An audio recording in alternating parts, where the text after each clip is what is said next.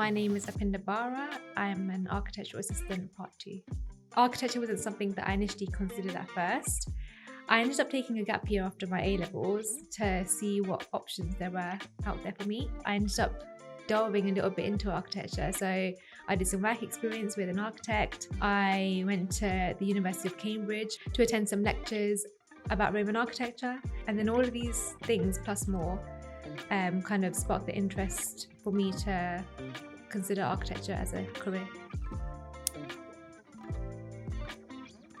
The reason why I left the apprenticeship was the workload was too high. I didn't have the mentorship and guidance that I needed at the time. It's also the education, and there was nothing to sort of mediate that. There was just too much pressure.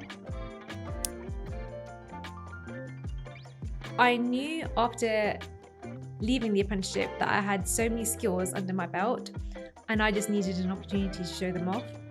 And that led me to being here at Pascall+Watson, where I now work on the Manchester Airport Transformation project. It's been amazing because I can actually contribute so well and take ownership of the work that I actually do in my day-to-day.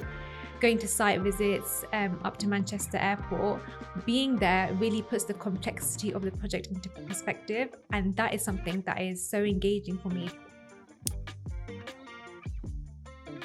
There's no hierarchy, and I'm able to communicate quite openly. I can speak to my director casually over lunch. There's no sort of intimidation there. In the apprenticeship, I felt rushed and pressured, but here I felt freer to just find areas that I can add to the project where I could help and support, and my managers allowed me to do that. And I feel like it's the ups and downs and then coming out the other end where I am now really fulfilled in my day-to-day. I can use that as an opportunity to inspire and guide other students that are looking to pursue architecture or who are not sure at the minute. Don't shy away from following things that actually interest you. But in order to find out what interests you, you have to delve into and take full advantage of the fact that this career has so many different sectors that you can involve and immerse yourself in.